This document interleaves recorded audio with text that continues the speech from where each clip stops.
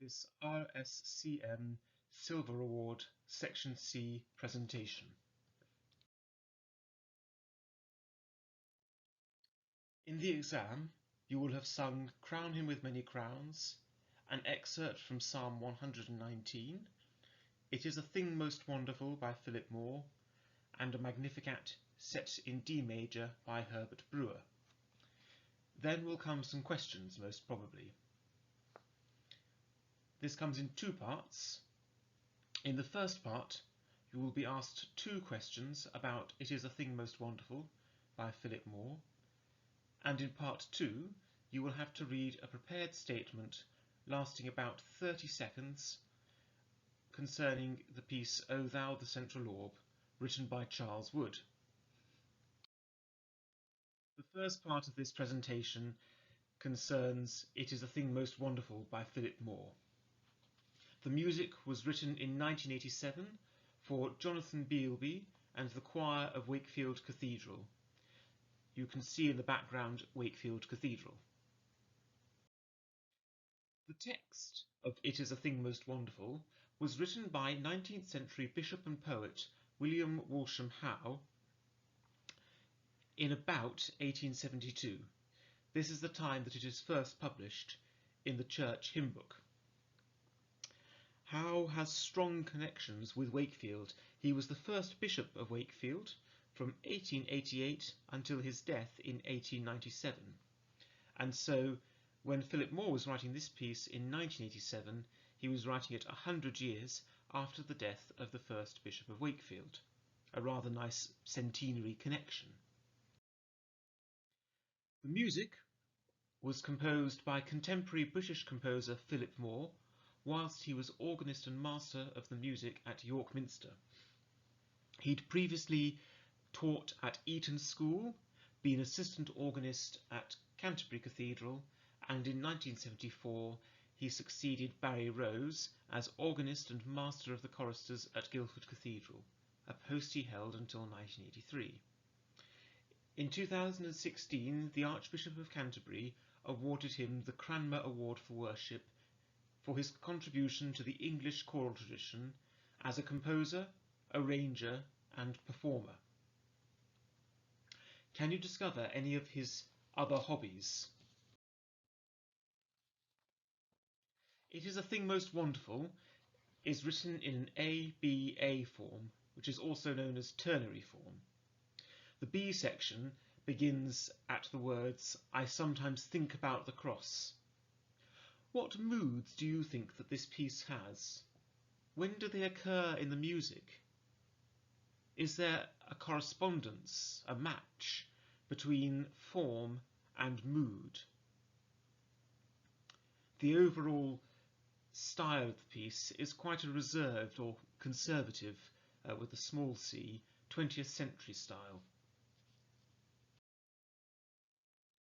The liturgical context of this piece is quite interesting and important. It was written for Passiontide. The text is a meditation upon Jesus' death, and although this sounds like it could be quite a negative thing, the text ends on a very positive note with the text, and yet I want to love thee, Lord. For an activity, try writing out the text of this piece on a bit of paper and see if you can do some analysis of it. Try and find examples of words that are listed. See if you can see any examples where one line of text carries over into the next line. This has a fancy term, enjambement. Are there any repeated words? Wonderful or love? And which bits of the text focus on Jesus and which focus on the me?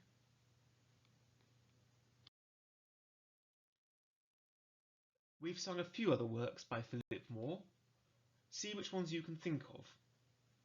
One of them might be The Holy Spirit, which was commissioned by the Dean and Chapter of Guildford Cathedral to celebrate the 50th anniversary of the cathedral's consecration in 2011. The text is by Evelyn Underhill. Evelyn Underhill was an early 20th century spiritual leader, and we're very lucky that at Guildford we have her sculpture outside the west end of Guildford Cathedral. You can see in the picture, on the left-hand side is Evelyn Underhill, and on the right-hand side is a former Archbishop of Canterbury, a very holy man by the name of Michael Ramsey. You might be asked about what other music you might sing at Passiontide. A few suggestions might be Christus Factus Est by Anton Bruckner, or one or all of the Quatre Motets pour un temps de pénitence, the 4 Lenten motets by Francis Poulenc. They are Timor et Tremor, Vinea mea electa, Tenebrae facte sunt, and Tristis est anima mea. Another piece that we might sing at Passiontide is Drop, Drop, Slow Tears by Kenneth Layton. We now move on to the second part of section C. For this, you need to prepare a statement that will last about 30 seconds when you read it out loud. Your statement is centred on the piece O Thou the Central Orb by Charles Wood. You should cover who wrote the music, where the text comes from, what's the historical context surrounding the piece, and what's the liturgical context around the piece. And also, very importantly, you must talk about how this piece, O Thou the Central Orb, contrasts with the anthem which you sang earlier, It is a Thing Most Wonderful, by Philip Moore. O Thou the Central Orb was written in 1915 by Irish composer Charles Wood. His picture is in the centre of the pictures you can see.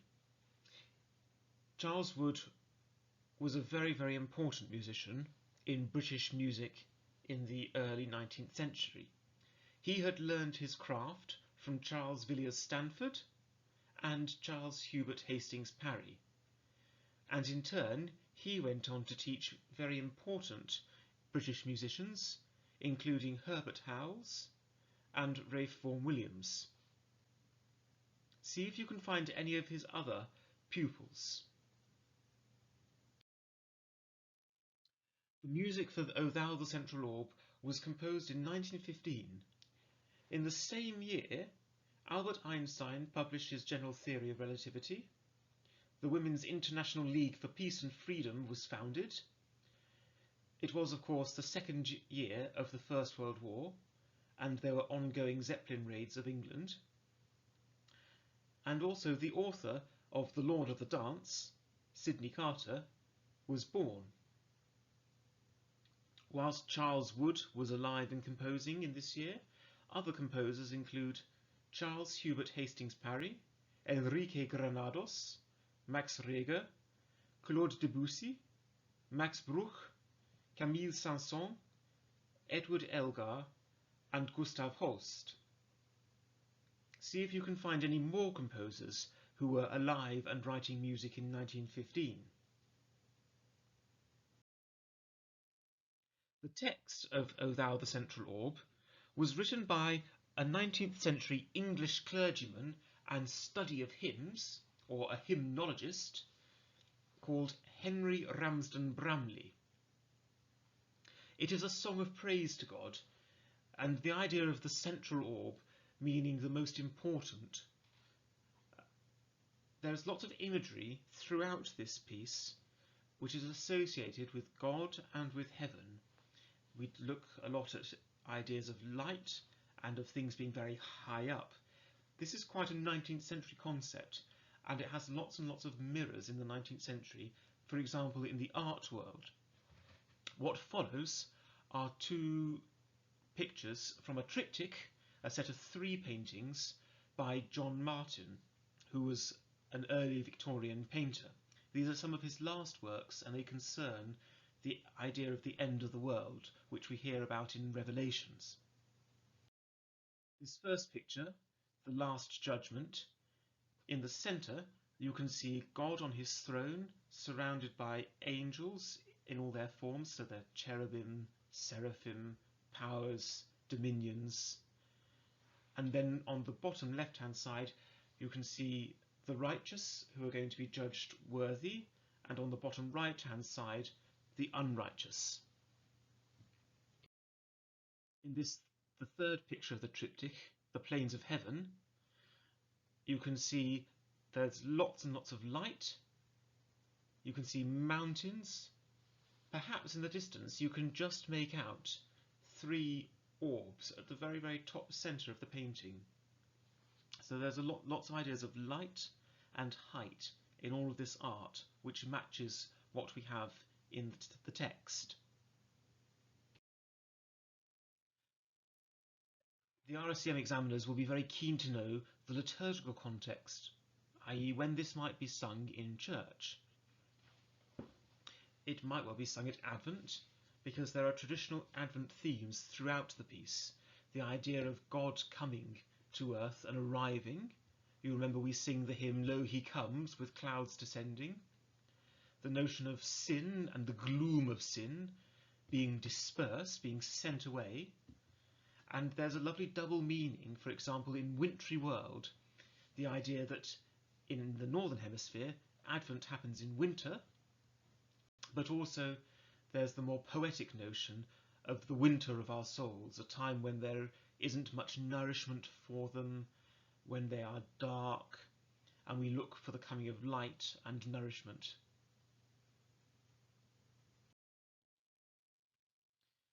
Another thing that the examiners will be very, very keen to know will be your opinions about how this might contrast, how "O thou the central orb" contrasts with "It is a thing most wonderful."